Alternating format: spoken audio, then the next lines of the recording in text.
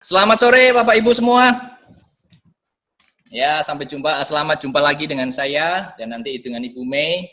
Pada sore hari ini kita akan membahas satu tema yang sangat menarik, yaitu 5 kekuatan untuk kesuksesan kita. Mungkin Bapak Ibu saya sambut dulu, mungkin ada yang masih di jalan, pulang dari kantor, atau mungkin ada yang sudah di rumah. Ya, sore yang berharga ini kita bisa belajar bersama dengan Wisdom of Life. Ya, untuk semakin membuat kita menjadi orang-orang yang mampu mencapai kesuksesan bersama.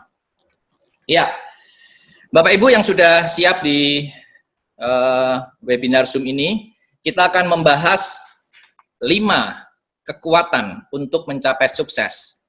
Memang 5 kekuatan ini ada baiknya kalau kita miliki semua, karena 5 kekuatan ini membuat kita bisa mencapai banyak hal.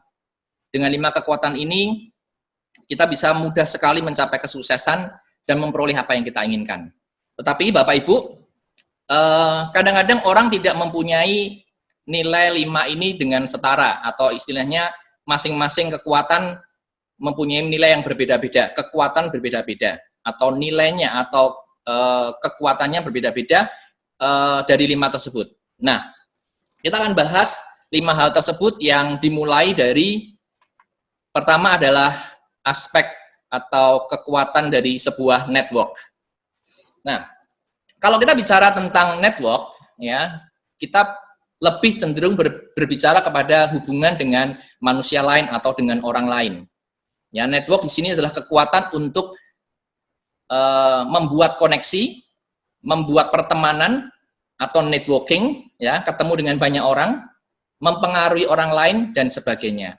Ya, ini berkaitan dengan aspek people atau dengan orang lain. Nanti saya akan jelaskan lebih jelas lagi setelah ini. Lalu aspek yang kedua atau strength yang kedua yaitu creation. Creation ini adalah sesuatu ide yang diwujudkan, kekuatan menghasilkan sebuah gagasan dan ide dan diwujudkan menjadi sesuatu. Ya. Makanya ada kata-kata di situ yang bisa dimunculkan kreatif. Create, ya, menciptakan atau memunculkan atau membuat sesuatu. Itu aspek yang kedua atau strength yang kedua. Lalu strength yang ketiga adalah wealth. Wealth ini memang kalau kita artikan secara harafiah berarti kekayaan, tetapi arti wealth sendiri tidak selalu berarti kekayaan atau uang. Wealth di sini mempunyai arti kemampuan mengendalikan atau kemampuan mengontrol sesuatu. Kemampuan untuk membuat sesuatunya terjadi dan selesai dilakukan. Itu yang wealth. Nanti ada hal yang lain yang bisa kita bahas tentang wealth. Yang keempat, yaitu tentang power. Power ini adalah kemampuan kepemimpinan atau manajemen diri, kemampuan untuk orang bisa menyatukan orang lain, menyatukan orang-orang di sekitarnya, dan bisa menjadi pengayom atau perlindung dari ketidakadilan. Power kadang-kadang juga dihubungkan dengan seorang pemimpin atau kepemimpinan. Ya, itu strength yang keempat. Lalu strength yang kelima atau yang terakhir yaitu tentang resource. Resource ini berbicara tentang pemikiran, pertimbangan, ya, atau ilmu, dan juga bantuan dari orang lain. Resource ini lebih cenderung berkaitan dengan pemikiran dan pertimbangan manusia untuk melakukan sesuatu, ya, atau teori atau ilmu sesuatu untuk melakukan hal yang lain. Nah, jadi 5 hal ini yang akan kita bahas pada sore hari ini, dan tentu Bapak Ibu di sini masing-masing strength di sini mempunyai kekuatan yang berbeda-beda, memiliki nilai yang berbeda-beda, ya. Misalnya ada orang yang dengan creation lebih tinggi, ya, paling tinggi, atau ada orang yang resource-nya paling tinggi, dan juga hal yang lain. Nah, kita akan membahas satu persatu, ya. Ini strength yang pertama adalah network, ya. Network ini berkaitan dengan kepercayaan diri kita yang kuat. Jadi kalau ada orang yang memiliki nilai network ini cukup tinggi, biasanya orang ini mempunyai keyakinan terhadap dirinya sendiri sangat kuat. Ya, dia bisa cenderung menjadi keras kepala atau memperjuangkan pendapatnya sendiri. Nah, maka di situ disebut kepercayaan dirinya yang kuat. Lalu yang kedua, kekuatan dalam membuat koneksi atau network. Ya, orang-orang yang memiliki kekuatan atau strength network ini biasanya pandai sekali membuat koneksi atau pertemanan atau jaringan dengan orang-orang yang lain. Tentunya network ini sangat dibutuhkan oleh orang-orang untuk mencapai kesuksesan dengan lebih cepat dengan menggandeng atau bekerja sama dengan orang lain. Ya, network juga berkaitan dengan social skill yang baik. Ya, orangnya bisa bertindak ramah, menyenangkan, lalu suka memberi dan menerima bantuan. Ya, karena memang kekuatan network ini adalah kekuatan untuk berhubungan dengan orang lain. Jadi social skill termasuk dalam strength network ini. Ya, network juga kekuatan mempengaruhi orang lain. Ya, karena ketemu dengan banyak orang, maka kita bisa mempengaruhi orang lain untuk memahami dan menyetujui pendapat kita. Di sini letak kekuatan seorang yang memiliki nilai network tinggi, yaitu mampu mempengaruhi orang lain. Kemampuan mendapat pengikut atau fans untuk meningkatkan popularitas. Ya, nah, network ini juga kekuatan yang digunakan oleh para artis atau para politikus untuk mendapatkan pengikut fans. Ya, orang-orang yang mengikuti, orang-orang yang menjadi fans. Ya, ini adalah satu bentuk network yang kuat ya untuk mendukung kesuksesan kita. Itu strength yang pertama, yaitu network. Lalu kita masuk ke strength yang kedua, yaitu creation. Creation adalah kemampuan menghasilkan ide atau gagasan. Biasanya creation adalah awal mula segala sesuatu itu diwujudkan atau diciptakan. Kreatif dan berani melawan kemapanan.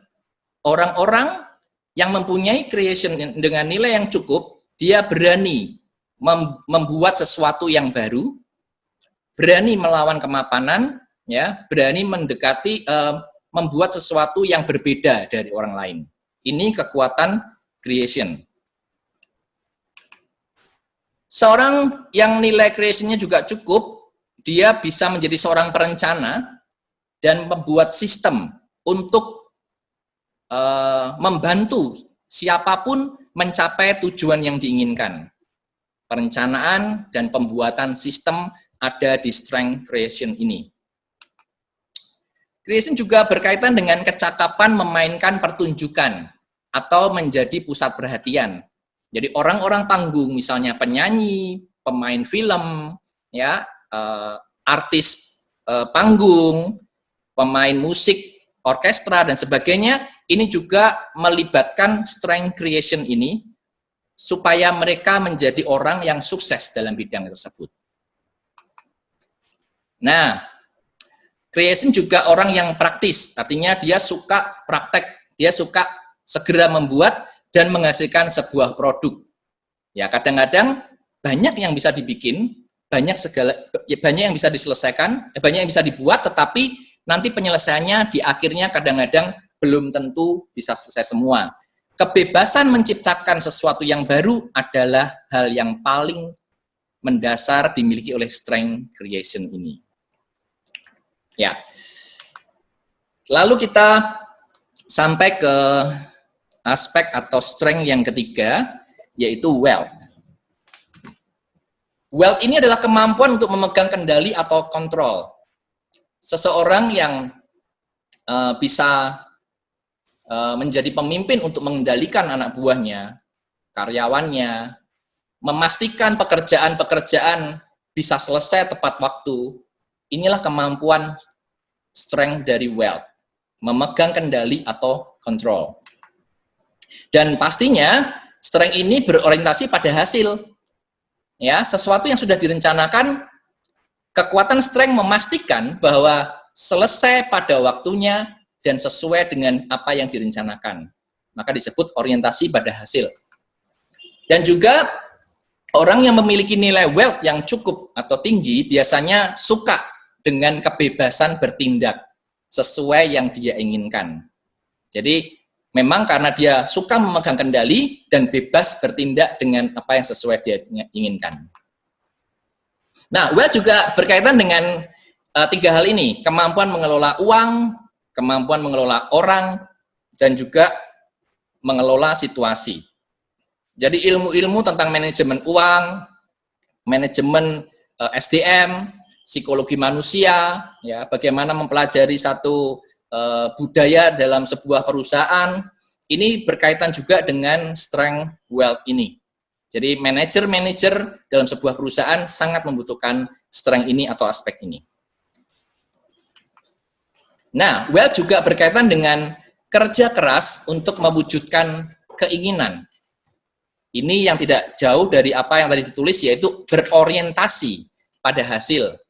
Ya, dia berupaya sekeras mungkin untuk mewujudkan apa yang dia inginkan. Itulah strength dari wealth. Nah, yang terakhir juga managerial skill. Managerial skill ada pada aspek ini, sehingga sangat dibutuhkan oleh para manajer atau direktur atau pemegang kekuasaan dalam sebuah perusahaan. Ya, lalu strength yang keempat adalah power.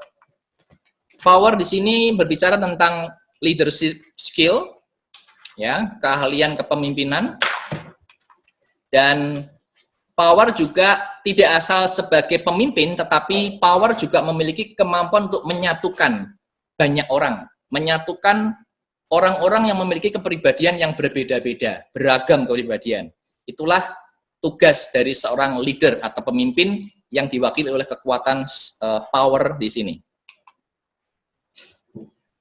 Strength power juga berkaitan dengan kemampuan memperjuangkan keadilan dan kebaikan.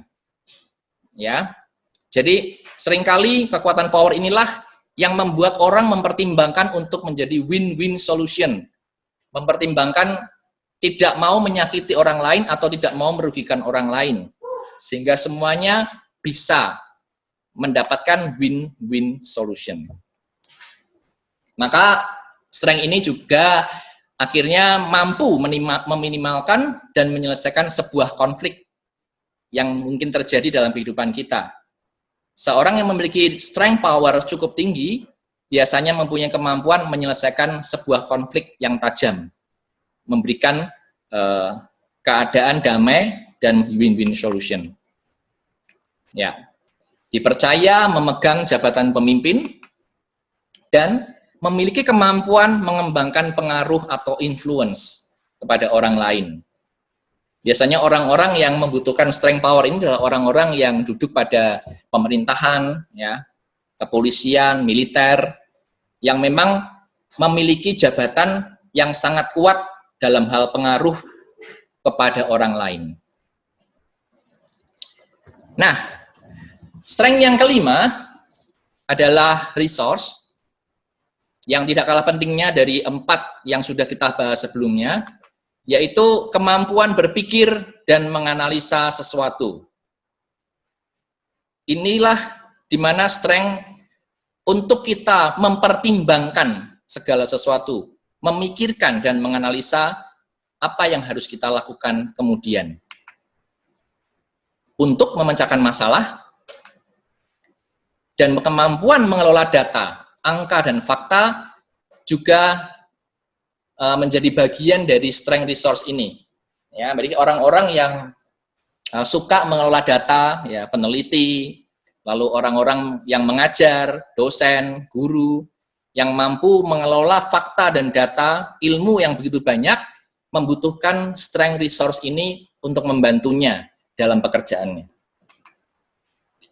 Nah, biasanya resource ini membuat kita berpikir dan bertindak menggunakan metode tertentu, pakai cara-cara tertentu. Semuanya teratur dengan metodis, menggunakan metode tertentu.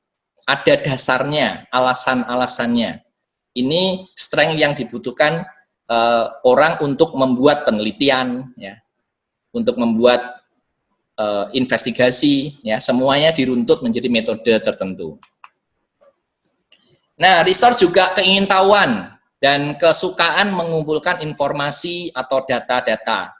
Orang yang suka belajar biasanya memiliki nilai resource yang cukup ya, cukup tinggi. Ingin mengetahui banyak hal, belajar dan mencari informasi dari manapun. Nah, research juga mewakili keahlian menasihati dan mengajar orang lain. Jadi banyak ilmu dibagikan kepada orang lain untuk menasihati, mengajar, yang memberi konsultasi dan sebagainya. Ya. Tadi baru aja kita membicarakan tentang 5 aspek atau 5 strength yang dibutuhkan manusia untuk mencapai kesuksesan. Jadi apa yang kita miliki di sini mungkin tidak seimbang, tidak berimbang dari kelimanya, tetapi ada sebagian yang lebih tinggi daripada yang lain. Nah, saya minta untuk Bapak Ibu yang join di webinar ini untuk mencoba meranking 5 kekuatan Anda. Ya, mana ranking 1 yang paling tinggi menurut Bapak Ibu? Ya, sekarang Anda bisa lakukan. Mana yang paling tinggi menurut Anda? Apakah network Anda yang paling tinggi ataukah wealth Anda yang paling tinggi? Ya, ini pasti berkaitan dengan apa yang tadi sudah kita bicarakan. Apakah mungkin power kita yang paling tinggi? Kita meranking dari ranking 1 sampai ranking 5, sehingga ranking 5 adalah ranking dengan nilai kekuatan yang paling kecil. Ya. Contoh misalnya, saya nggak suka berteman, saya malas sekali kumpul-kumpul sama banyak orang. Nah, mungkin itu nilai networknya tidak terlalu tinggi. Ya. Anda merasa tidak kreatif, tidak berani mencoba hal yang baru, takut mencoba hal yang baru, selalu mengerjakan hal yang sama terus-menerus. Nah, kemungkinan creation-nya yang rendah. Ya. Atau Anda tidak suka belajar, tidak suka mencari informasi, ya. Maunya ya melakukan apa yang sudah saya tahu aja, tidak mau mencari tahu.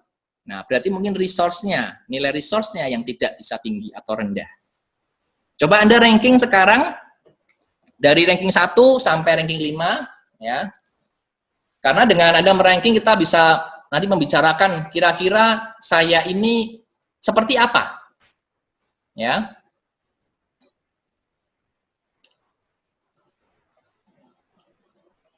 Oke, sudah ya? Ya. Ya. Kalau sudah, tulisan Anda simpan dulu, ya, Anda simpan dulu. Nanti kita akan gunakan. Saat ini kita akan membahas tentang hambatan dalam mengumpulkan kekayaan bagi tiap-tiap orang yang memiliki nilai strength dominan. Jadi contohnya misal ada orang yang nilai networknya paling tinggi atau terlalu dominan dibandingkan aspek yang lain. Ada orang yang powernya terlalu tinggi dibandingkan 4 aspek yang lainnya. Masing-masing orang yang mempunyai nilai aspek yang terlalu dominan, ya, kita bisa telusuri hambatan dalam mengumpulkan kekayaan.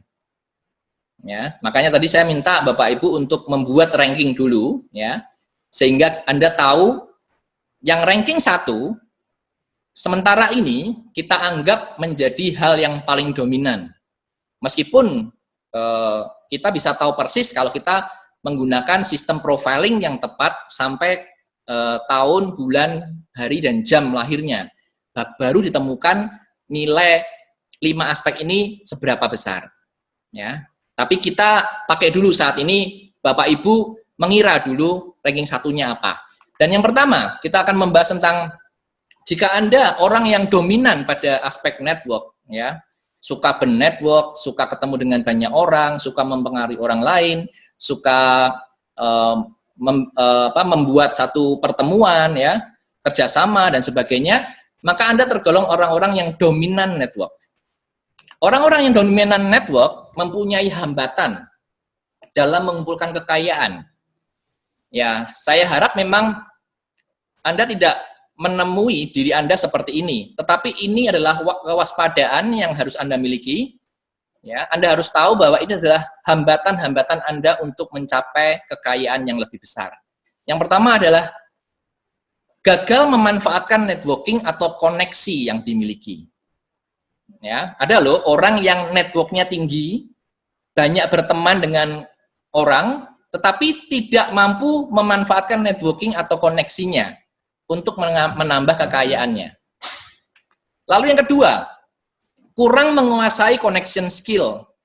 Ya, kurang menguasai kemampuan untuk berkomunikasi dengan baik dengan orang-orang sekitarnya, ya, membuat koneksi tidak awet, ya, baru kenal lalu besok sudah tidak memperhatikan lagi, ya, ini connection skill yang kurang mumpuni.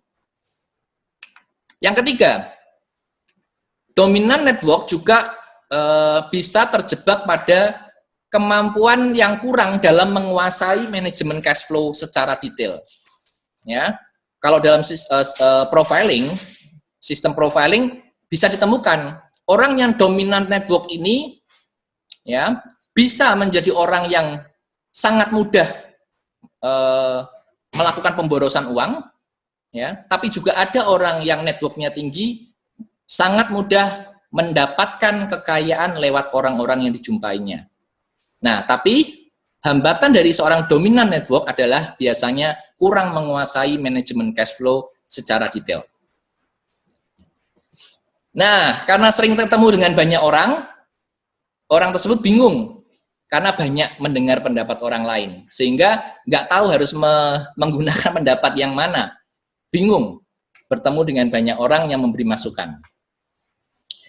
Dominant network juga orang yang terlalu optimis, sehingga mengabaikan kondisi keuangan yang sebenarnya.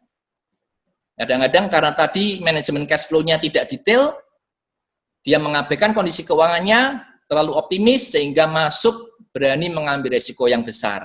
Maka dia bisa mudah terjebak pada pengeluaran tidak terduga, bahkan sampai kepada kebangkrutan. Dominant network juga orang yang gegabah membuat keputusan karena tidak terlalu mau mengumpulkan fakta lebih banyak.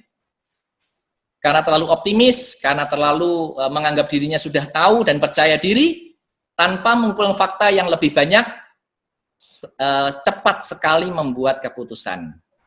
Ya, ini adalah hambatan mengumpulkan kekayaan dari orang-orang yang dominan network. Ya, oke. Sekarang kita membahas hambatan mengumpulkan kekayaan untuk orang-orang yang merasa, ya ini karena masih merasa, karena belum di profile, merasa dominan pada aspek creation. Ya, orang creation juga kurang menguasai manajemen cash flow. Ya, karena orangnya sangat berani. Tetapi dia adalah orang yang sulit sekali menerima pendapat orang lain, dan selalu sering menggunakan pendapatnya sendiri karena merasa pendapatnya yang paling benar. Ya, orang yang di dominant creation, orang yang berani memutuskan sesuatu sesuai dengan pendapatnya. Kadang orang dominant creation juga tetap tekun melakukan apa yang sudah dimulai, meskipun pada tengah jalan tahu bahwa jalan itu adalah jalan yang keliru. Ya, karena sudah kepalang tanggung, dia tidak mau menyetop, tidak mau menghentikan, dan terus aja, meskipun dia sudah merasa bahwa ini adalah jalan yang keliru, yang kurang tepat. Ya, ini hambatan, kadang-kadang mengalami kegagalan. Sehingga hal ini membuat dia memboroskan uang dan waktu untuk sebuah proyek yang sebetulnya sudah diketahui gagal di awal. Yang tidak tepat sudah diketahui sejak awal. Ya. Nah, orang dominan creation juga orang yang sulit dihentikan jika dia sudah memulai sesuatu. Ya, maju terus, sulit untuk dihentikan. Punya visi yang besar namun gagal membuat perencanaan untuk mencapainya. Visinya besar sekali, apa yang dia inginkan, apa yang digagas, diidekan itu sangat luar biasa banyak dan juga besar. Namun kadang-kadang kurang mampu membuat perencanaan yang detail ya untuk mencapai visi yang tadi sudah dia bikin di awal. Dan dominant creation juga kadang kurang sabar sehingga dia memilih untuk mengambil jalan pintas, Bapak Ibu. Ya. Karena orangnya terlalu berani. Orangnya sangat berani maju sehingga kalau dia merasa ini tidak cepat, dia akan mengambil sebuah jalan pintas. Nah, hambatan untuk mengumpulkan kekayaan pada diri yang dominan wealth. Ya, siapa Bapak Ibu yang mungkin merasa mikirnya uang, mikirnya tentang cash flow, keuangan, ini biasanya dominant wealth. Orang yang suka mengontrol orang lain biasanya dominant wealth. Orang dominan wealth biasanya tahu harus mulai dari mana. Namun, dia sulit sekali mendelegasikan pekerjaan kepada orang lain. Karena dominan wealth orang yang punya tuntutan tinggi, sehingga tidak banyak orang yang mau bekerja untuk dia. Tuntutannya sangat tinggi. Ya, dia menuntut target atau kualitas tertentu sehingga banyak orang yang tidak kuat bekerja dengan dirinya. Orang dominan wealth juga mudah bosan dan kurang sabar, tapi dia selalu menantikan momentum-momentum bagus yang bisa mendorong dia untuk menjadi tidak bosan lagi. Ya, ada hal yang baik, ada hal yang menyenangkan, ada peluang yang bagus. Ya, kalau sering mendapatkan seperti itu, dia baru tidak menjadi bosan. Dominan wealth juga orang yang sulit bersinergi dengan orang lain. Ya, kenapa? Karena dominan wealth suka mengontrol orang lain, ya, suka mengarahkan orang lain sesuai dengan yang dia inginkan, baik caranya maupun hasil yang diinginkan. Nah, dominan wealth ini juga orang yang ingin sekali pekerjaan cepat selesai, sehingga kadang-kadang mengorbankan kualitas.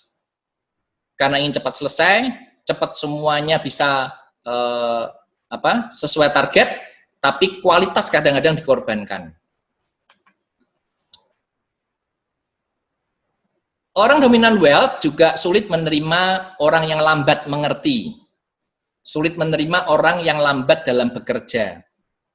Karena orang yang dominan wealth sangat suka pekerjaan cepat diselesaikan, ya, dan siapapun yang dia beritahu paham maksudnya apa. Ya. Yang keempat, hambatan dalam mengumpulkan kekayaan dari orang-orang dominan power. Nah, dominan power ini orang yang takut mengambil resiko, Bapak Ibu. Ya, karena dia mempertimbangkan banyak hal dan banyak faktor, sehingga resiko itu tidak dia dekati. Bahkan pada saat dia membuat setting atau men-setting sebuah goal, dia selalu memasukkan banyak sekali rule atau aturan atau ketentuan-ketentuan sehingga dia sering kehilangan peluang atau kesempatan. Misalnya, dia merasa bisa sukses dan kaya raya kalau harus mendapatkan title atau gelar S2. Nah, dia bikin aturan sendiri. Kalau saya belum S2, saya belum bisa menjadi orang sukses. Nah, setting goal inilah yang ditambah dengan ketentuan inilah yang membuat dia sering kehilangan peluang atau kesempatan, bahkan takut mengambil sebuah resiko. Orang dominan power juga lemah dalam membuat sistem atau struktur kerja, dan lebih suka melanjutkan sistem yang sudah ada. Ya, kadang-kadang sistem pemerintahan dari yang paling rendah sampai yang paling tinggi, ini sistemnya sudah siap. Makanya kadang-kadang orang yang dominan power ini cenderung suka bekerja pada sebuah instansi yang sistemnya sudah ready atau siap. Dia tidak perlu membuat lagi sistem yang baru. Dominan power juga sulit merespon sesuatu yang urgensinya tinggi atau kepentingan mendesaknya tinggi. Kenapa? Karena orang yang dominan power mempertimbangkan banyak sekali faktor, sehingga keputusannya tidak bisa cepat. Kalau urgent, dia pasti akan hindari, dan dia minta waktu untuk memikirkannya lebih dalam lagi. Ini yang bisa menghambat seorang dominan power dalam mendapatkan kesempatan mengumpulkan kekayaan yang lebih besar lagi. Nah, dominan power juga sering mempertimbangkan banyak hal dalam mengambil keputusan. Ini tadi sudah saya katakan, sehingga banyak peluangnya direbut oleh orang lain. Ya, sekarang kita sampai ke hambatan yang kelima, yaitu hambatan seorang yang dominan resource. Nah, dominan resource ini orang yang biasanya sulit mengungkapkan keinginannya karena keinginannya terlalu ideal, terlalu tinggi untuk dicapai.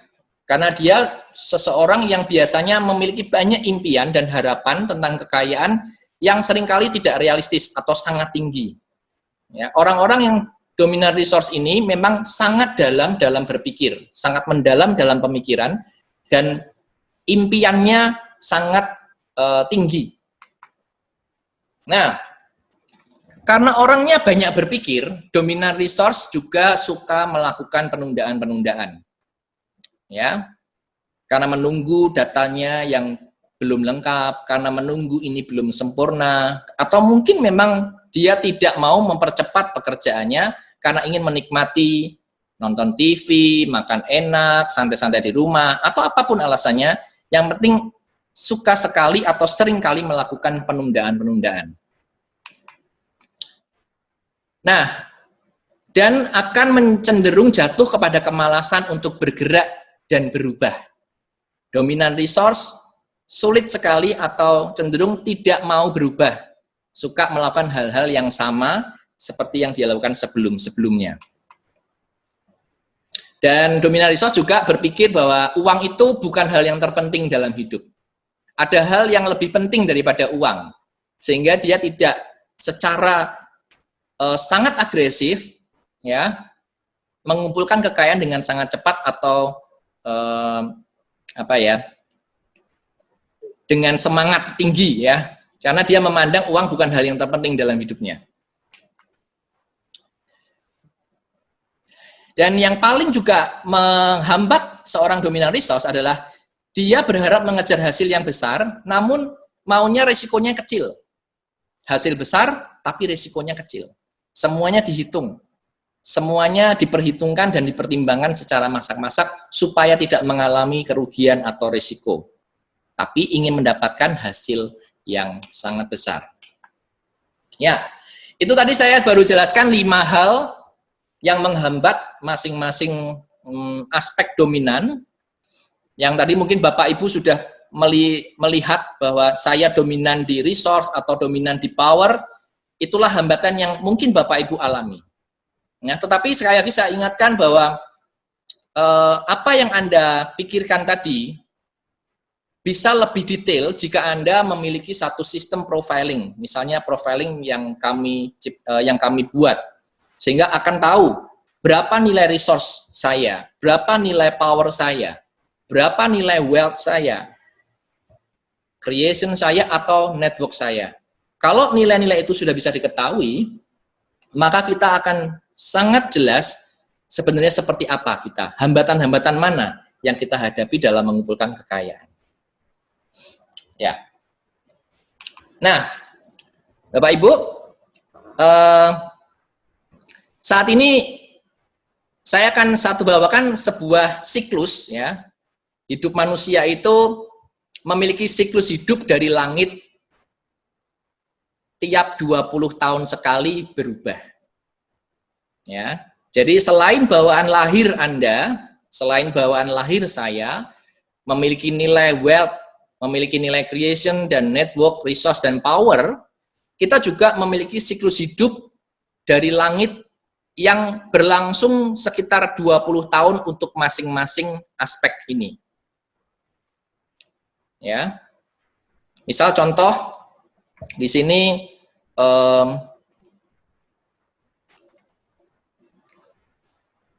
dari wealth, lalu orang mengalami siklus power, lalu setelah itu mengalami siklus resource, dilanjutkan siklus network, dan siklus creation. Ini masing-masing 20 tahun. Dan kalau lihat putarannya, siklus ini berputar searah jarum jam. Ya, tiap-tiap orang berbeda, dia memulainya di siklus yang mana atau di aspek yang mana.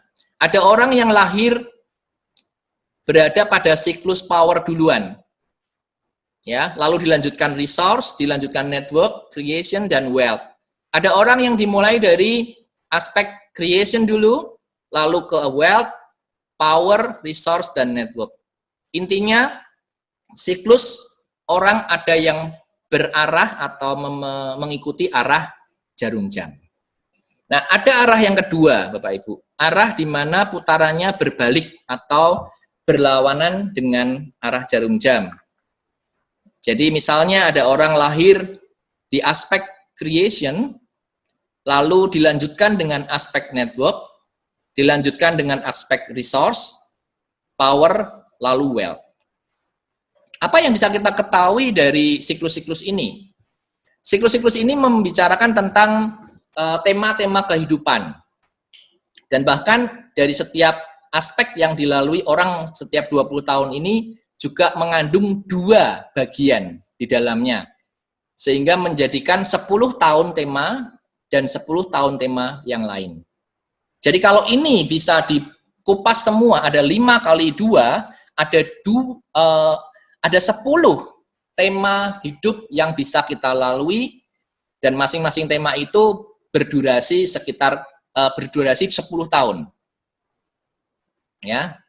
Nah, saya kasih contoh misalnya ya. Ada orang yang berawal atau bermula dari lahir resource. Ya. Lahirnya dari siklus resource.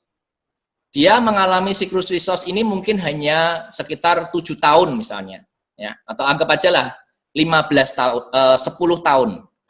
Ya, 10 tahun. Nah, 10 tahun pertama dia mengalami atau menikmati siklus resource dari langit. Biasanya orang yang mengalami siklus resource ini mendapat bantuan dari langit dari segi ilmu pengetahuan, kemampuan belajar, kemampuan menyerap informasi, mendapatkan kemudahan-kemudahan memperoleh ilmu pengetahuan. Mungkin orang tuanya mendukung, memberikan sekolah yang baik, kursus-kursus yang mendukung, dan semuanya. Intinya 10 tahun pertama, langit mendukung anak ini untuk mendapatkan resource yang sangat baik dan sangat kuat. Ya. Ini akan dimanfaatkan anak ini selama 10 tahun yang pertama. Nah, pada saat anak ini masuk usia 11 tahun, dia tiba pada aspek network. Ya, berarti kalau 20 tahun sejak network ini berarti 11 sampai usia 30, ya. Ini baru full 20 tahun di network ini. Jadi usia 11 sampai 30 tahun ini, anak ini akan memiliki kemampuan bantuan dari langit, kemampuan berteman, memiliki banyak kenalan. Banyak orang suka dengan dia, banyak orang suka kenal dengan dia. Dan anak ini mampu menciptakan sebuah koneksi pertemanan networking yang sangat baik dan sangat luas. Kenapa? Karena langit membantu dalam aspek networknya. Nah, pada usia kemudian yaitu 31 sampai 50, ya, 31 sampai 50 dia pada siklus aspek creation, di mana di sini adalah mendukung anak tersebut memiliki keberanian untuk mencoba hal-hal yang baru, menciptakan ide-ide baru, menciptakan produk, menciptakan sistem, menciptakan strategi, ya, membuat sesuatu yang bisa mendukung penjualan, pandai dalam hal seni, pandai menciptakan sesuatu yang baru di usia 31 sampai usia 50. Ya. Karena energy creation ini akan mendukung anak tersebut memiliki kreativitas dan inovasi yang baik dalam kehidupannya. Nah, setelah melewati siklus creation ini, dia masuk usia 51 sampai 70 di aspek wealth. Nah, aspek wealth ini membuat orang ini memikirkan bagaimana mengelola uang dengan baik, lalu dia mempunyai kemampuan yang lebih bagus dalam hal menyelesaikan pekerjaan dengan lebih cepat, dengan lebih efisien, lebih efektif, ya. Dan dia juga memiliki kontrol yang baik terhadap orang-orang di sekitarnya. Karena energy wealth juga membantu seseorang untuk, ya, mendapatkan kontrol yang penuh atas orang lain. Menjadi manajer, menjadi direktur, menjadi pimpinan dalam sebuah perusahaan, dan mengusahakan pengelolaan uang yang lebih baik. Ini energy wealth. Ya. Nah, setelah usia 70 berakhir di aspek wealth ini, maka dia melanjutkan siklus berikutnya di usia 71 sampai 90. Nah, di sini kalau power ada di masa tua, ya, power ada di masa tua, biasanya dia menjadi seorang yang sangat wise atau sangat mengagung-agungkan sebuah kebijaksanaan atau keadilan dan kebenaran. Ya, orang yang bisa menyatukan banyak orang. Orang tua yang suka menyatukan seluruh keluarganya, family-nya. Ya, dia memiliki kemampuan atau kepemimpinan yang sangat baik pada usia tersebut. Karena power memang pada dasarnya adalah sebuah kepemimpinan yang kuat. Nah, begitu seterusnya Bapak Ibu. Ya. Nah, ada juga ya siklus yang lain yang berlawanan dengan arah jam. Apakah searah lebih baik? Belum tentu. Apakah berlawan lebih baik? Belum tentu juga. Tergantung dari di mana kita memulai siklus tersebut, itulah yang menjadi penting. Tetapi ada satu hal yang memang paling dicari orang, yaitu pada saat kita berada pada usia produktif, akan jauh lebih menguntungkan dan bagus buat kita jika kita ada pada siklus keuangan yang cukup tinggi atau yang sangat baik. Nah, di sini di mana keuangan itu? Keuangan itu bisa ada di 5 aspek ini, ya. Tetapi tergantung pekerjaannya, Bapak Ibu. Pekerjaan juga menentukan apa yang uang bisa diperoleh dari jabatan apa atau pekerjaan yang mana. Contohnya misalnya, orang yang bisa menjabat kepemimpinan, CEO, direktur atau manajer dalam sebuah perusahaan besar, ya, biasanya dia memperoleh penghasilannya dari aspek power ini pada saat dia bekerja, pada saat masa produktifnya. Ada orang yang memiliki bawaan lahir pandai sekali berwirausaha atau entrepreneurship, dan pada saat masa produktifnya, ya, wealth di sini terpilih menjadi aspek yang mewakili uang masuk, maka dia akan mendapatkan uang yang sangat besar jika wealth ini berada pada usia produktif dia. Nah, ada juga orang yang uangnya masuk melalui aspek network. Artinya orang ini bisa mendapatkan uang kalau memiliki network atau koneksi atau kenalan yang makin banyak. Ya, makin banyak berkenalan, makin banyak membuat partnership, kerjasama, maka uangnya makin banyak diperoleh. Dan jika network ini datang pada masa produktif bekerja, misalnya 30 sampai 45, maka dia akan mendapatkan uang yang sangat banyak. Ya. Nah, jadi memang banyak hal yang bisa dibahas di siklus ini. Ya. Nah, Bapak Ibu pernah mendapatkan tema pada tahun 2020 ini, ya, yang diberikan oleh admin lewat WA. Bapak Ibu mungkin bisa lihat tema Bapak Ibu pada tahun ini ada yang disebut, misalkan ada orang yang D-masternya API, dia tahun ini mendapat tema wealth dan power. Orang-orang API ini ya, wealth dan power. Kalau orang tanah mendapatkan tema pada tahun ini adalah creation, ya, creation and wealth, ya, creation dan wealth. Kalau orang logam, ya, di situ ditulis kalau orang logam pada tahun ini mendapatkan tema network, ya, dan creation.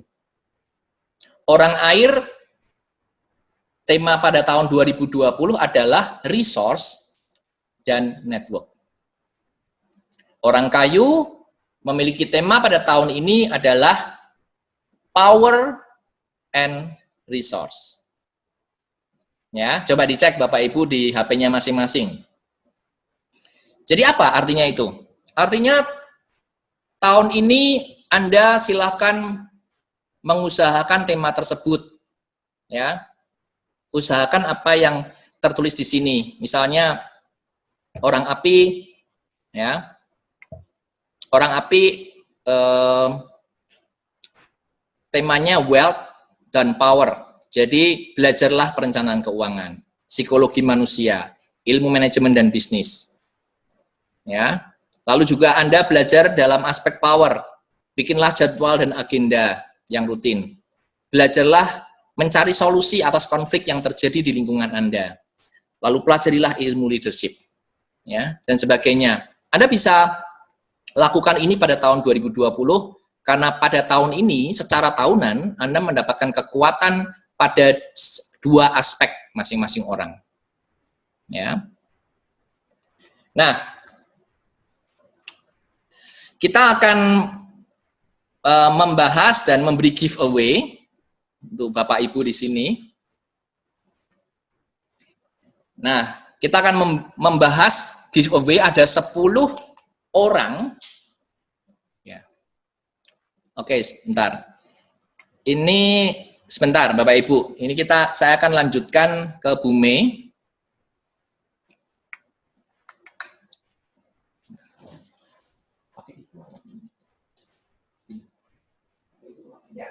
Halo, apa kabar semuanya, teman-teman? Suaranya terdengar ya? Oke, tadi Pak Heki, mitra saya sudah menjelaskan tentang apa itu 5 kekuatan kita. Nah, pertanyaannya sekarang, banyak kali saya menerima pertanyaan-pertanyaan begini. Apakah destiny itu sudah tertulis? Ya, apakah tidak bisa kita rubah? Nah, menurut Anda gimana? Coba tolong chat di sini. Bisa dirubah atau tidak? Destiny. Kita lahir dengan membawa destiny tertentu yang sudah ditentukan oleh pencipta kita. Apakah bisa dirubah atau tidak? Oke, silakan komen. Bisa dirubah atau tidak? Oke, bisa. Bisa. Bagus, gitu kan pertanyaannya. Oke, saya akan jelaskan di sini ya. Destiny setiap orang berbeda, tetapi itu sudah ditentukan oleh langit. Itu sudah tertulis. Itu merupakan sepertiga bagian dari hidup manusia. Nah, ada 500 lebih kombinasi elemen yang bisa menentukan seseorang. Ya. Jadi, ketika kita lahir membawa DNA yang namanya DNA kosmik. Ya, DNA kosmik ini sudah menentukan apakah saya lahir dengan kondisi orang tua tertentu yang berada, ya, ataukah saya lahir di masa resource saya. Nah, pertanyaannya begini, banyak sekali orang yang hanya menjalankan hidup ini dengan semboyan dan pepatah. Seperti dulu saya kalau nulis buku kenangan ya, itu begini semboyannya. Kecil bahagia, muda foya-foya, tua kaya raya, mati masuk surga. Betul? Tapi kan hidup tidak sesederhana itu. Nah, dari dulu kita sudah diajarkan bahwa ketika kita lahir, kita mau sekolah, bayi, kemudian TK, SD, SMP, SMU, dan kemudian universitas bekerja. Ya, ada sebagian orang yang bilang gini, orang tua, kamu nggak usah kerja deh, nanti jadi kayak papa mama nih, hanya kerja terus seumur hidup sama orang gitu. Mendingan kamu berwira swasta. Ada yang seperti itu. Nah, pertanyaannya, apakah anak Anda mempunyai kapasitas untuk menjadi seorang wira swasta? Kita terbiasa dengan menjalani hidup ya seperti itu. Begitu berhenti sekolah, kita berhenti belajar. Itulah sebabnya kenapa kita berhenti bertumbuh. Ya. Di masa anak misalnya, ada pelajar teladan. Ya, saya ketika konsultasi dengan orang tua, saya lihat, oh ternyata si anak ini dilewati oleh resource, masa yang bagus, pantes kan gitu. Tapi ketika itu tidak dimanfaatkan, maka tidak akan maksimal hasilnya. Nah, yang lebih parah adalah begini. Kamu kok nggak kayak si A sih?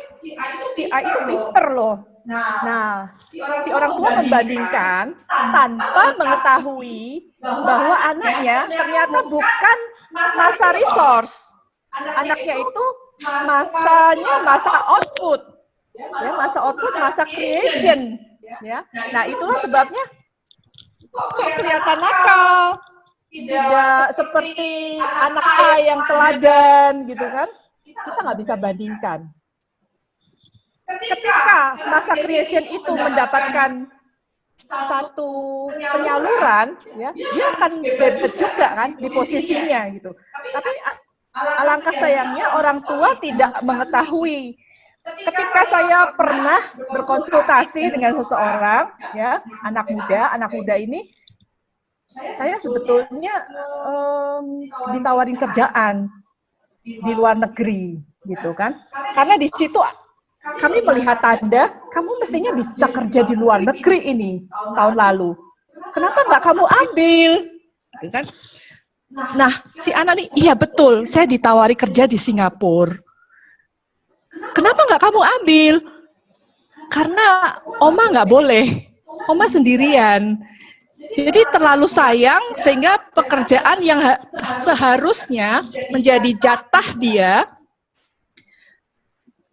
tidak diambil. Ini kan sayang sekali. Jadi peluangnya hilang begitu saja. Nah, ini yang sangat disayangkan ketika kita tidak mengetahui apa yang harus kita lakukan. Nah, banyak sekali di antara kita yang seperti itu.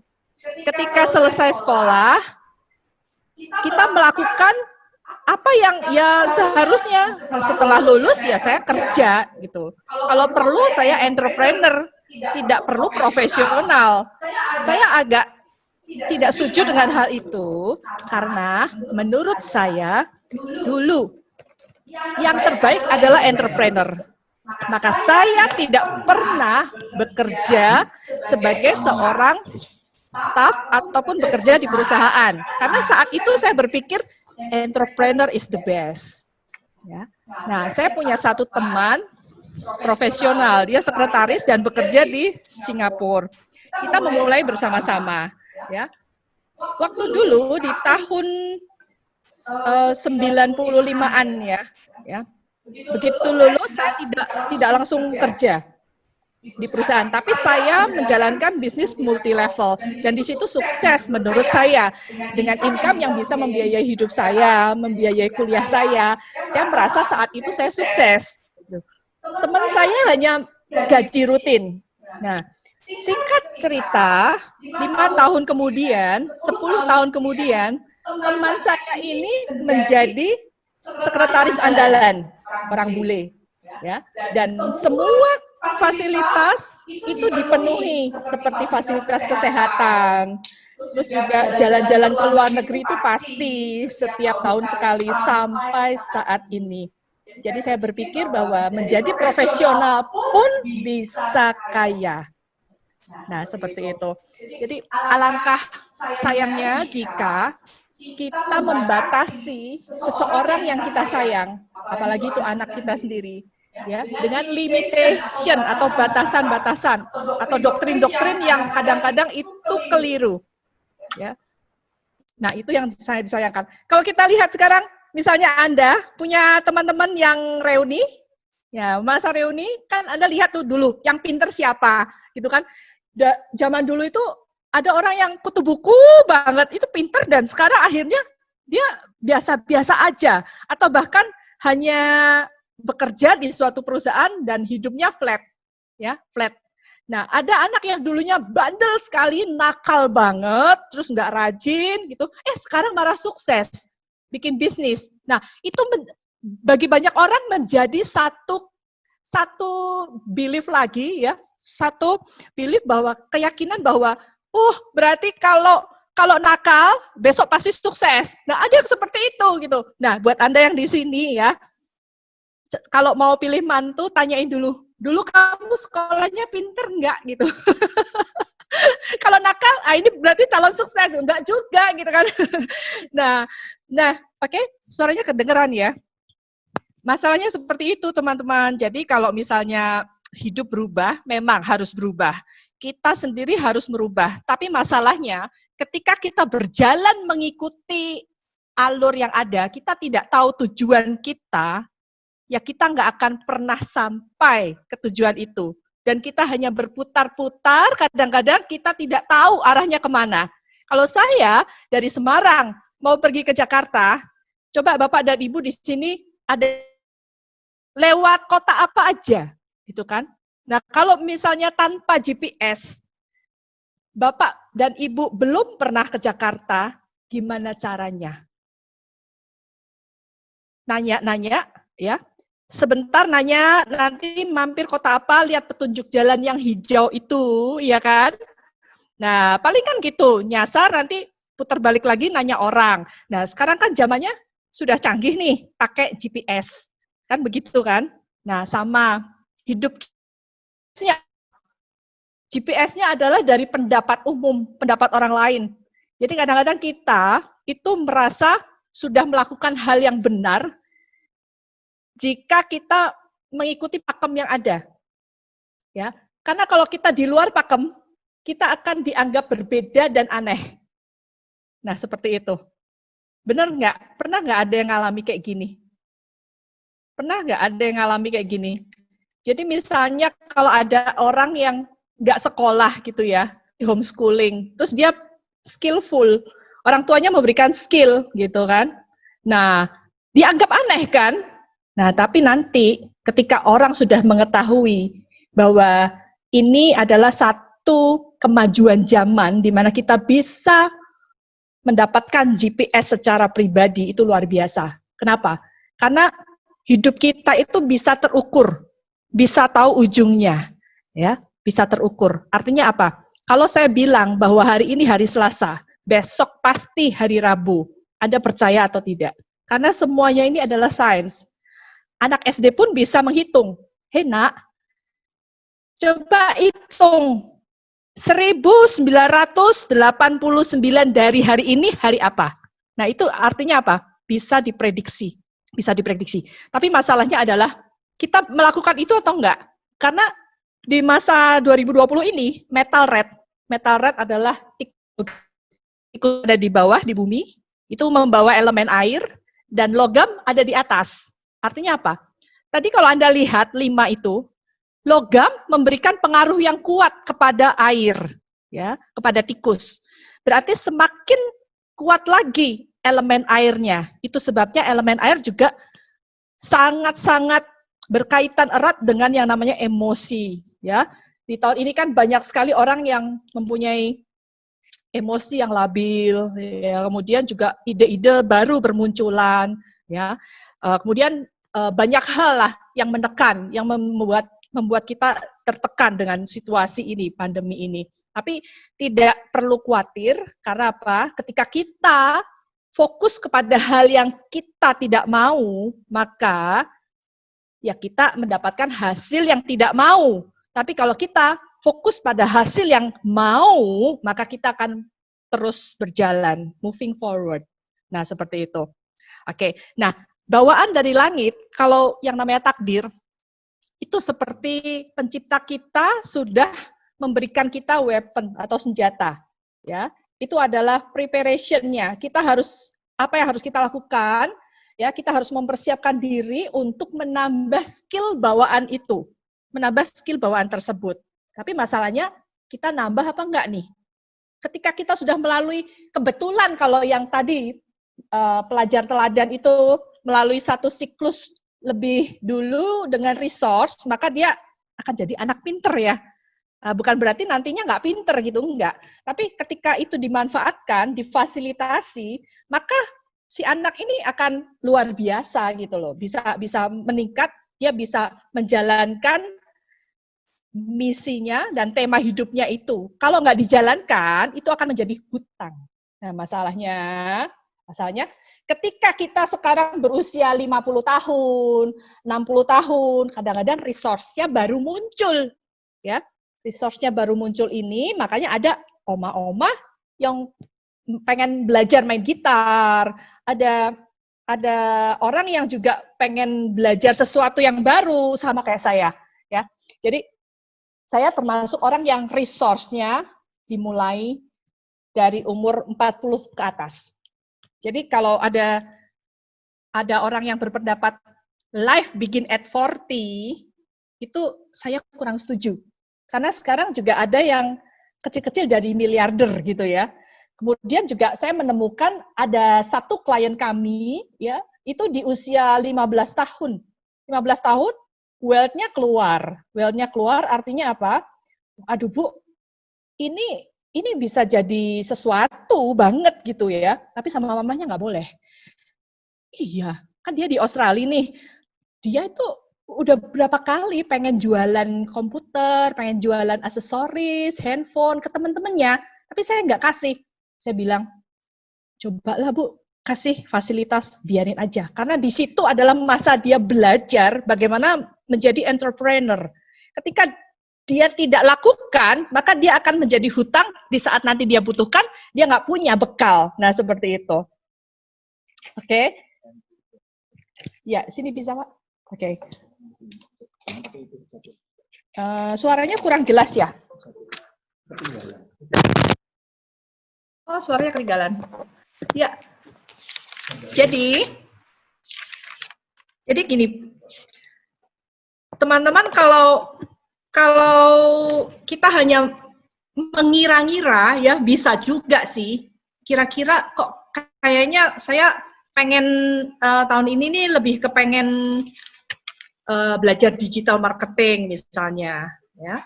Nah, bisa aja seperti itu. Gambarnya nggak keluar. Mungkin tanpa Anda mengetahui profiling dari kami ya, sebetulnya Anda pun bisa merasakan. Ya, rasa-rasanya gimana gitu ya. Suaranya sudah jelas, Bu? Oh, sorry. Sudah jelas ya sekarang? Halo? Ya. Ya. Oke. Nah, sekarang kita coba kasus saja ya Pak ya. Kita coba, kita akan bedah ya. Sekarang sudah jelas. Oke, terima kasih. Ya, banyak temanku yang bandel-bandel hidupnya, juga dulunya malah minus. Tapi saya juga dapat cerita nih. Aduh Mel, itu ya, waktu merit itu nggak punya apa-apa loh. Bener-bener nggak punya apa-apa. Pakainya juga sandal, bajunya seadanya, cuman pergi ke vihara, ya.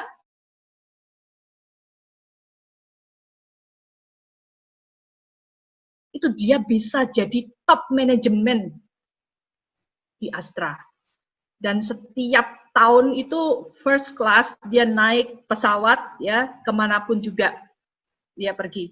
Nah, itu luar biasa banget. Jadi cerita-cerita seperti ini memang banyak ya, banyak. Tapi apakah kita bisa dan mau menuliskan cerita kita sendiri? Itu yang paling penting.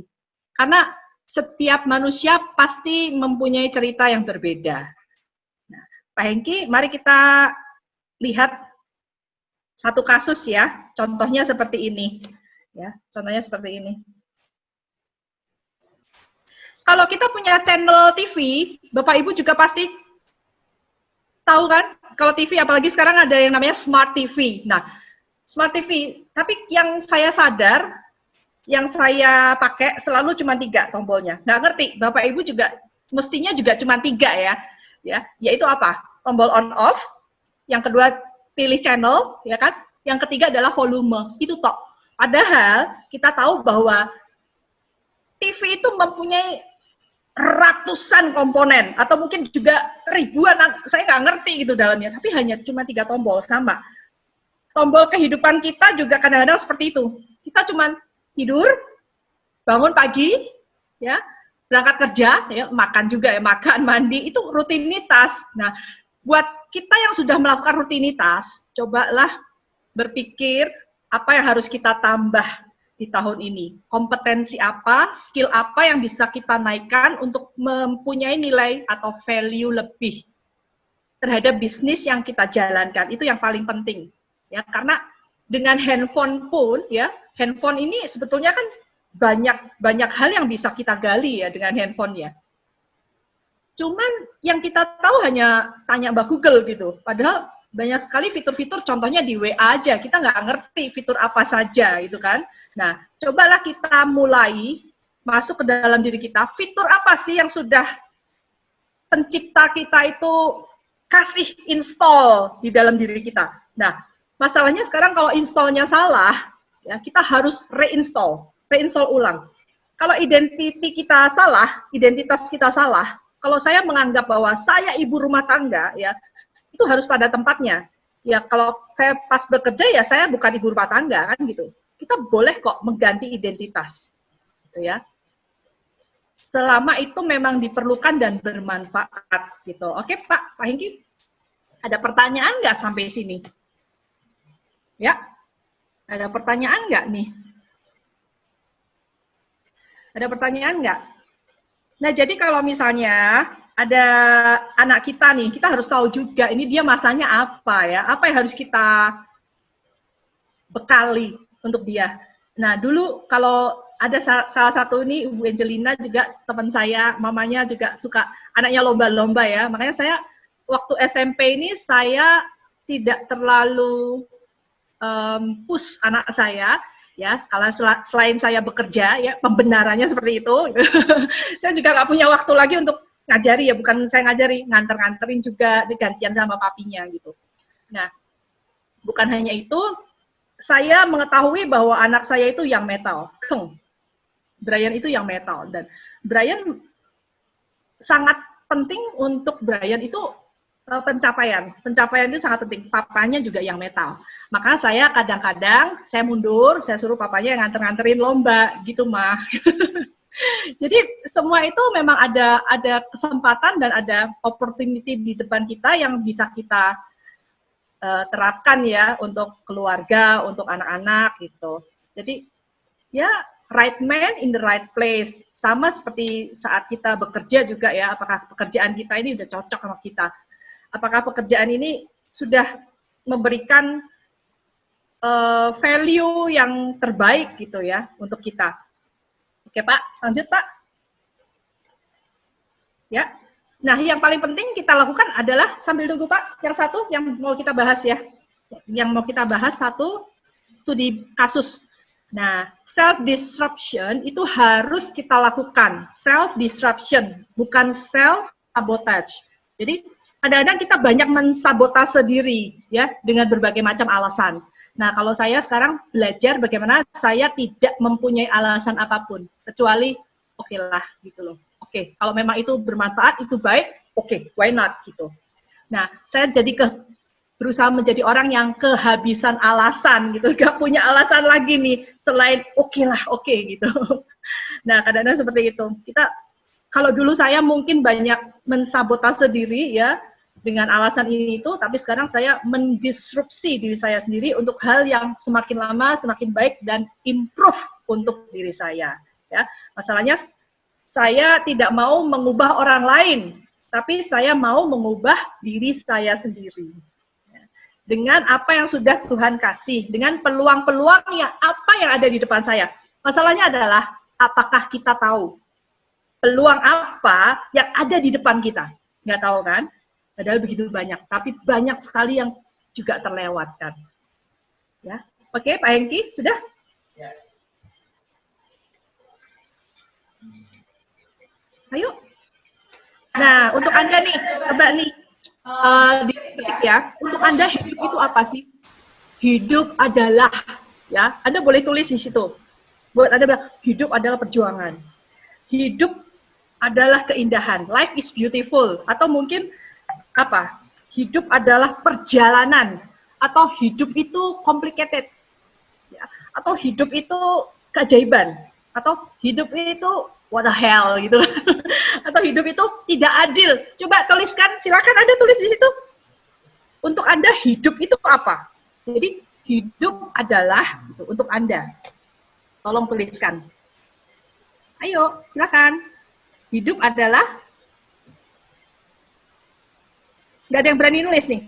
Hidup adalah berkat. Oke, bagus, Pak Gun. Oke, apalagi? Hidup adalah bekerja. Waduh, seumur hidup bekerja. Oke, Pak ya. Oke, nanti boleh diganti juga kalau Bapak tagline-nya itu sudah nggak favorable lagi ya. Hidup adalah kesempatan. Oke, tapi apakah Anda sudah menemukan kesempatan? Hidup adalah belajar. Hidup adalah proses transformasi. Oke, berarti Anda belum melakukan transformasi ya, belum dapat ya. Berkah bagi sesama. Hidup adalah saluran berkat dari Tuhan, diberkati dan memberkati. Hidup adalah perjuangan. Aduh Ibu, berjuang terus nih Bu ya, aduh. Ya, hidup adalah puzzle. Oke. Hidup melakukan yang terbaik. Hidup adalah harapan, anugerah. Hidup adalah kesempatan. Oke. Menarik banget gitu ya. Ya, banyak karena banyak mindset yang berbeda sesuai dengan perjalanan hidup yang sudah dilewatinya. Oke, itu tergantung dari apakah hidup Anda nyaman, nggak nyaman, enak, nggak enak, atau penuh perjuangan. Nah, itu seperti itu. Oke, sudah Pak Hengki? Ya. Nah, Anda boleh kok mengubah tagline Anda dengan memasukkan segala sesuatu yang positif gitu ya. Jadi identitas Anda itu tidak menentukan secara monoton dan permanen gitu. Tidak menentukan permanen siapa Anda.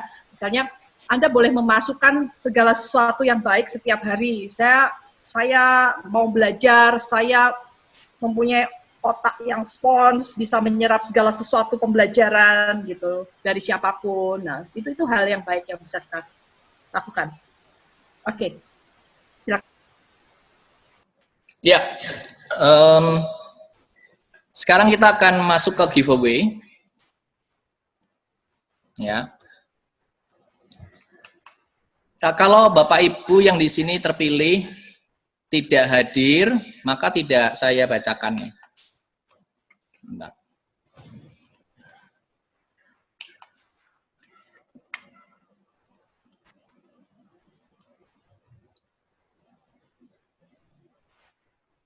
Coba Bapak Sulianto datang, hadir nggak?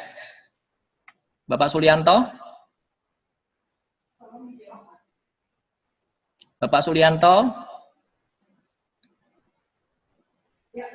Nggak hadir ya?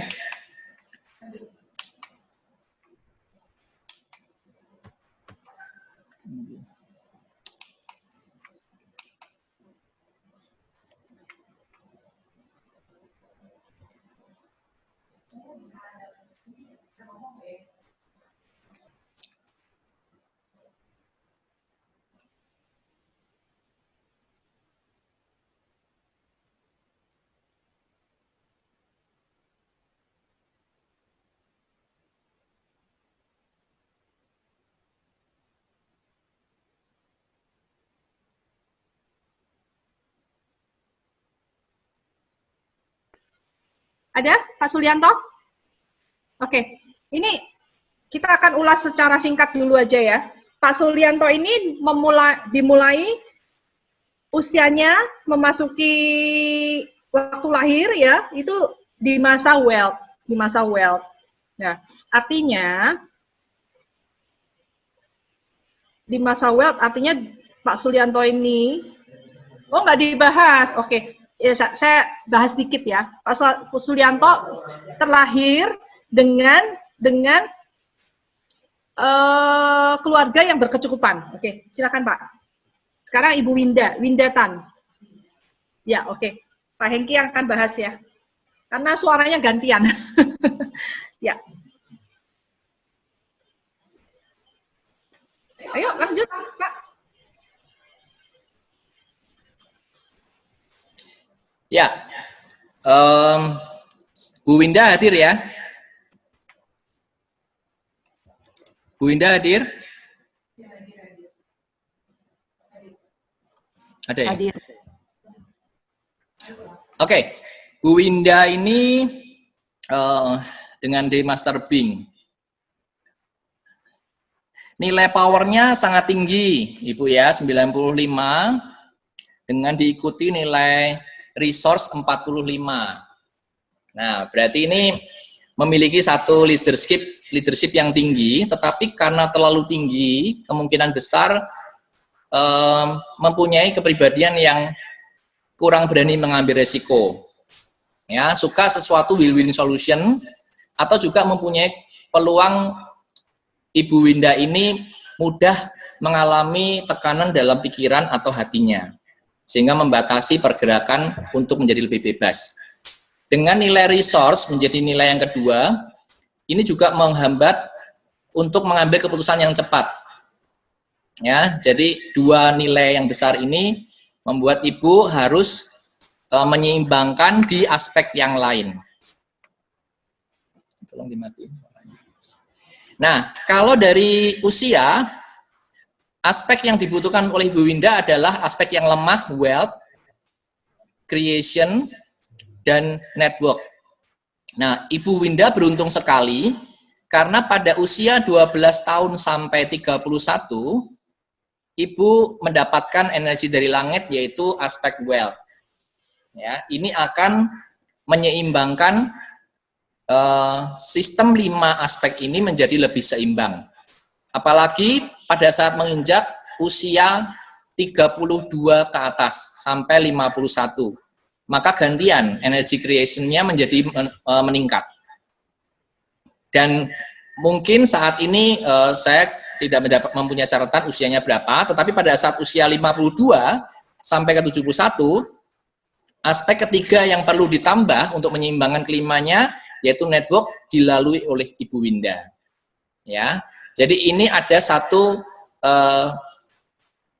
keberuntungan yang baik pada usia di mana ada peningkatan aspek-aspek yang lemah, terutama pada wealth dan network pada usia 12 sampai 31 dan 52 sampai 71. Ya.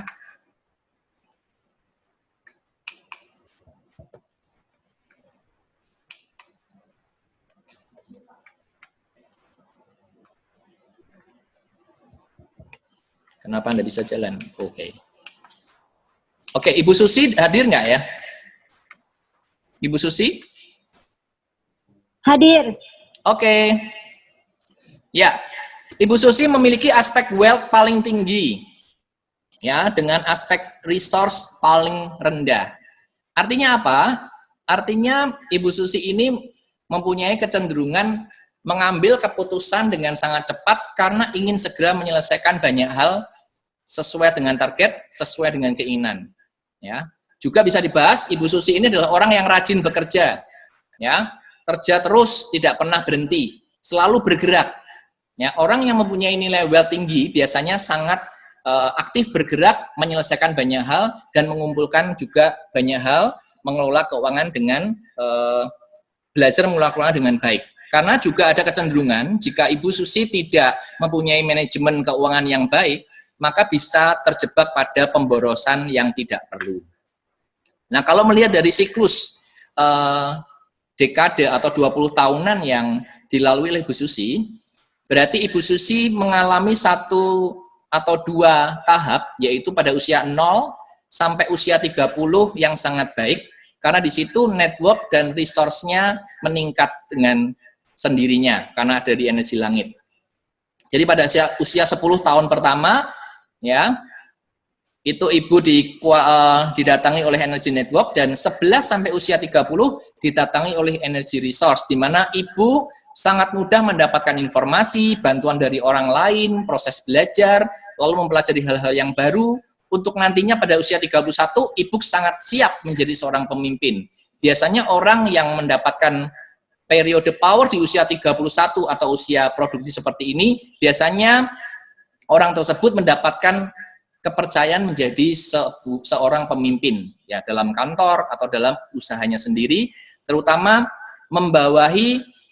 mempunyai bawahan yang cukup, ya, jadi seorang pemimpin yang baik. Ya, itu dari Ibu Susi. Ibu Susi ini demasternya adalah Ding.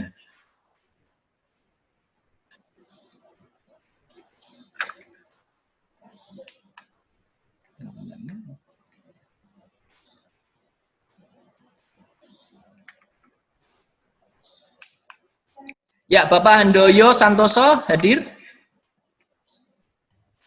Apakah hadir Bapak Handoyo? Hadir. Oke. Ya. Hadir. Nah, ini salah satu contoh seorang yang memiliki nilai network sangat tinggi. Ya, biasanya jadi Bapak Handoyo ini adalah orang yang sangat percaya diri, ya, memiliki satu keyakinan terhadap dirinya, sehingga apa yang mau dilakukan biasanya sudah yakin, karena apa yang dipikirkan pasti merasa benar. Ya.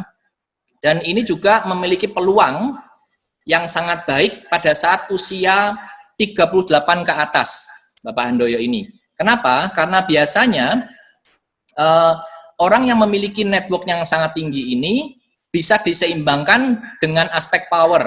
Nah, aspek power ini muncul pada usia 38 ke atas, 38 sampai 57. Disinilah biasanya disinilah Pak Handoyo menjadi orang yang lebih wise, orang yang lebih tahu cara memilih teman yang tepat, tahu bagaimana cara memanfaatkan networknya menjadi lebih baik, dan Bapak Handoyo ini bisa mempengaruhi orang tersebut menjadi mitra atau rekan kerja yang baik. Dan pada usia 58 ke atas adalah sangat dinantikan oleh Bapak Handoyo, karena disinilah wealth, masa wealth Bapak Handoyo. Ya, saya tidak bicara Bapak di sini usia berapa, tapi Bapak bisa tahu sendiri Bapak ada di usia yang mana. Tapi intinya 38 sampai 77 lebih, ya 78 ke atas, Bapak masuk dalam siklus yang terbaik dalam kehidupan. Selamat Pak Handoyo.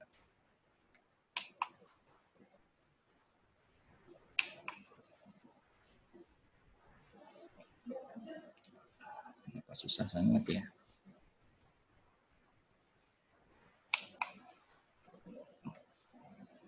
Kenapa nggak bisa ya?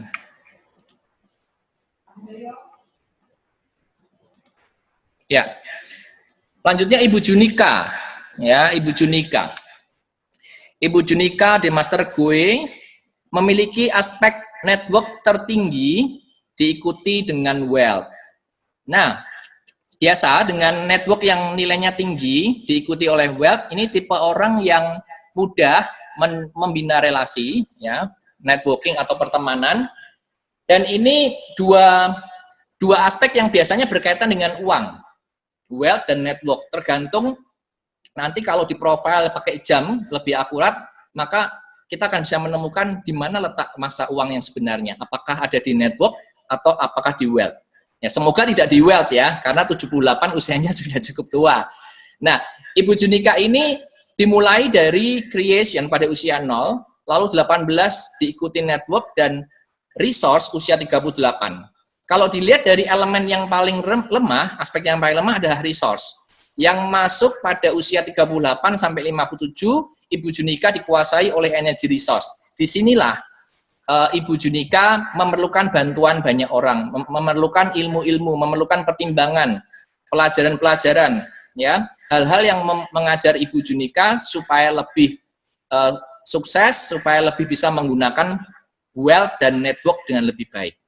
Ya, semoga Ibu ada di usia sebelum 58 nih, karena di sini adalah masa terbaik Ibu untuk menyesuaikan dan menyeimbangkan 5 aspek tersebut.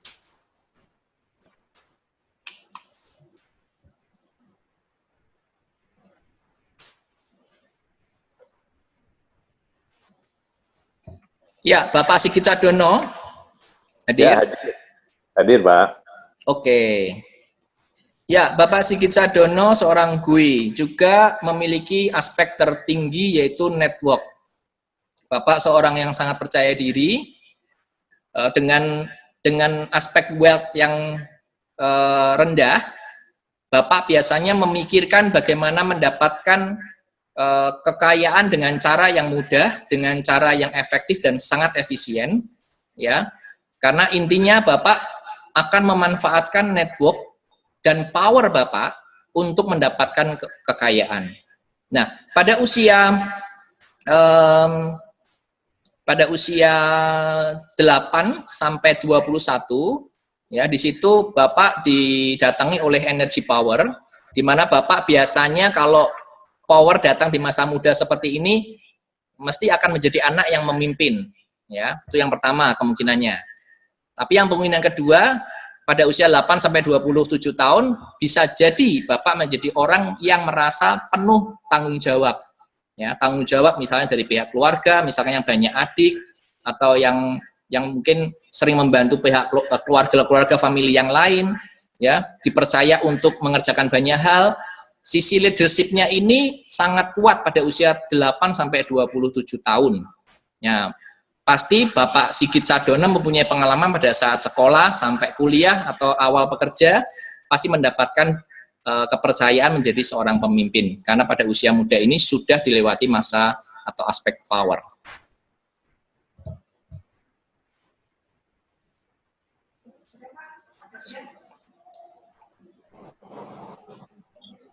Sebentar, ini kok nggak bisa dilanjut. Ya. Ganti kamu ya.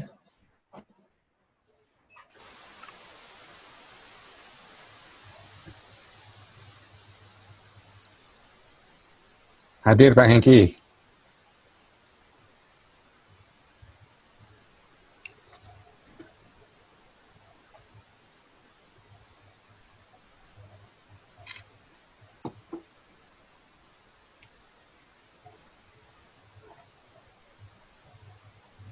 Oke, Pak Eka ya berarti ya. Hadir Ya, Pak Eka? hadir Pak Hengki. Ya Pak Hengki, terima kasih. Ya, Pak Eka ini memiliki aspek wealth paling tinggi, 80 poinnya. Nah, seorang yang memiliki aspek wealth sangat tinggi biasanya sangat berorientasi pada hasil. Ya, pekerja keras, menginginkan segala sesuatunya sesuai dengan apa yang diinginkan.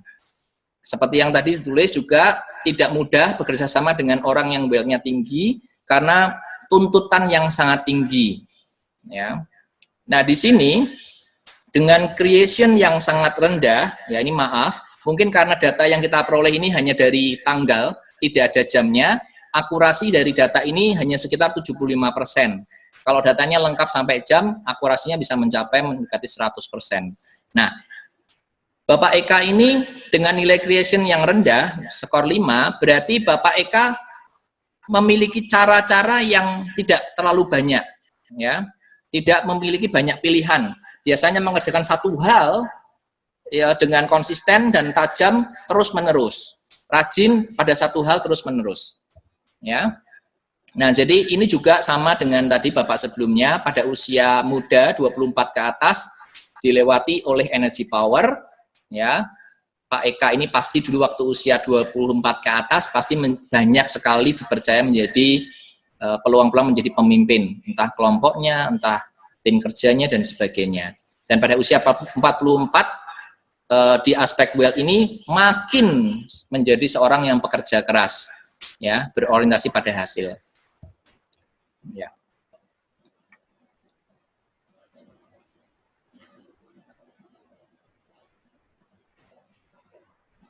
Ibu Herawati hadir? Iya. Oke, hadir ya Ibu ya? Hadir ya. Iya. Nah, ini grafiknya agak sedikit berbeda dengan orang yang lain. Ibu Herawati memiliki power sangat tinggi. Kenapa saya bicara sangat tinggi? Karena ada dua aspek yang sangat lemah, yaitu resource dan creation.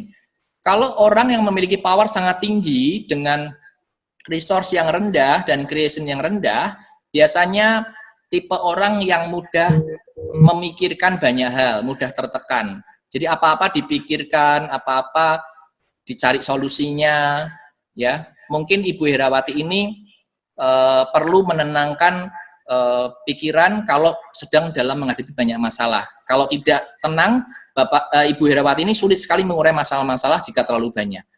Ya, tetapi ada untungnya, beruntung juga Ibu mendapatkan kesempatan mengalami energy resource ini pada usia yang cukup muda, usia 2 sampai 21. Sehingga bawaan lahir yang tergambar seperti ini akan berubah nilai resource-nya pada saat memasuki usia 2 sampai 21 tahun. Dan creation ini yang sangat rendah akan ditambahkan pada usia 42 ke atas. Sehingga Ibu sejak memasuki usia 42 memiliki banyak pilihan untuk melakukan banyak hal mengatasi solusi. Nah, biasanya tekanan-tekanan, masalah-masalah kalau dibarengi dengan nilai creation yang meningkat, maka Ibu mempunyai pilihan-pilihan untuk menyelesaikan solusi lebih banyak lagi. Gitu.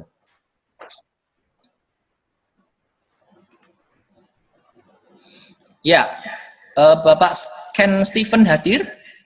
Hadir, Pak. Oke, ya. Nah, ini tidak sama dengan yang sebelumnya. Bapak Ken Stephen ini memiliki nilai resource yang tinggi bersama dengan power. Nah, orang yang memiliki resource tinggi biasanya orang yang sangat berilmu atau berbudaya, suka mengumpulkan banyak ilmu dan pengetahuan-pengetahuan, yang mengejar knowledge, mengejar pengetahuan. Apalagi dibarengi dengan power, itu biasanya mencari pengetahuan dengan sistem manajemen diri yang baik. Nah, yang menarik adalah pada usia 0, ya, dilanjutkan siklusnya berlawanan arah jarum jam, di mana dari wealth menuju ke creation pada usia 11, lalu ke arah network usia 31. Padahal memang 3 aspek ini, atau paling tidak 2 ya, di wealth dan creation, ini adalah aspek yang paling lemah. Kalau kita menganggap keseimbangan elemen ini memang dibutuhkan, maka pada usia 0 sampai usia 30 tahun, maka Bapak Ken Stephen ini mengalami perkembangan yang luar biasa pesat. Ini adalah kesempatan terbaik Bapak Ken untuk sukses, ya, sebelum usia 31. Tetapi setelah usia 31 pun tidak menutup kemungkinan, karena network ini pada usia 31 akan juga bisa menghasilkan banyak uang dan kesempatan-kesempatan, asal Bapak Ken bisa memanfaatkan networknya dengan sangat baik. Ya.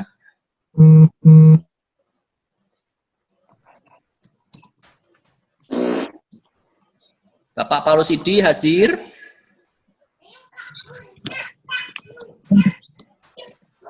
Apakah hadir Bapak Paulus? Oh, tidak ya.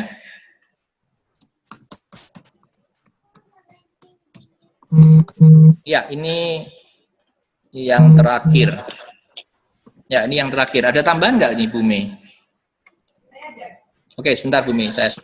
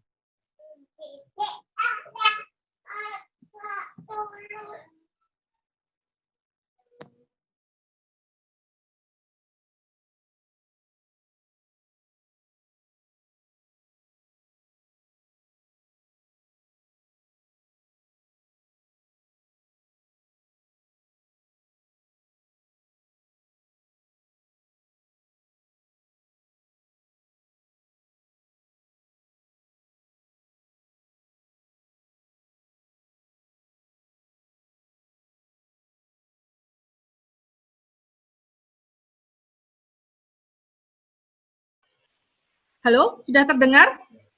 Sudah ya?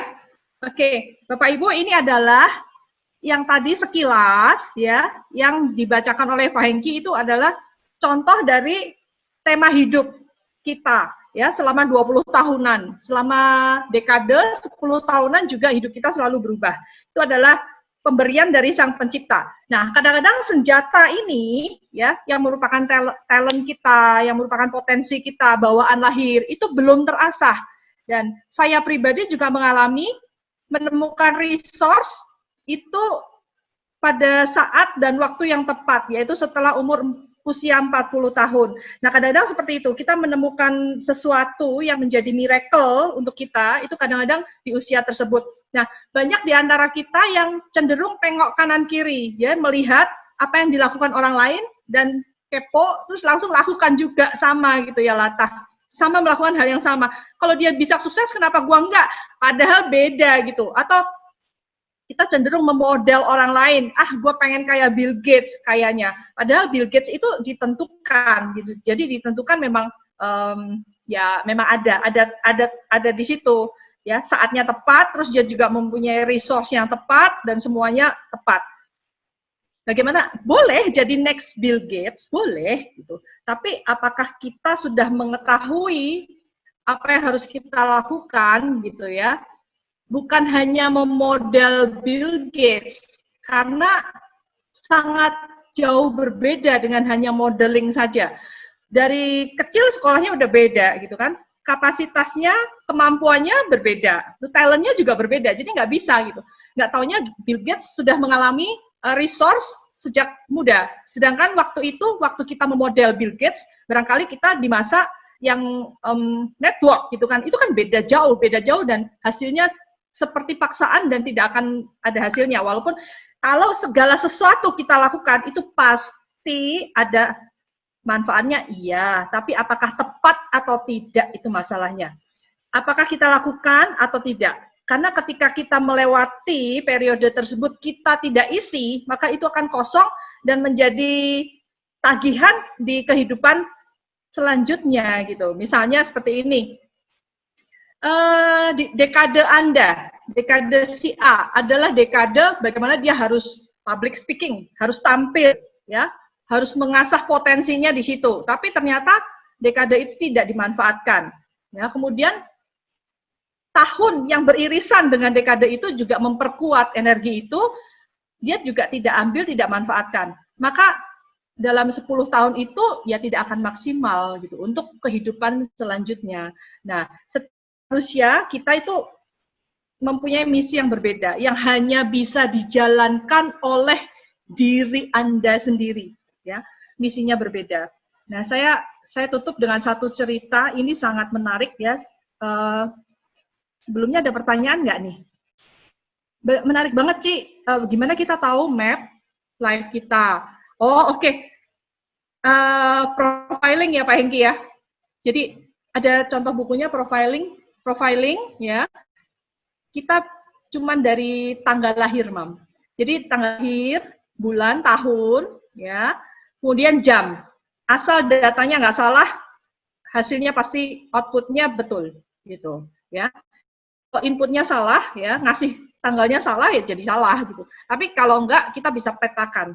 Petanya ini bisa kita manfaatkan untuk 20 tahun ke depan. Tema hidup kita apa? Apa yang harus kita isi, apa yang kita jalankan, gitu.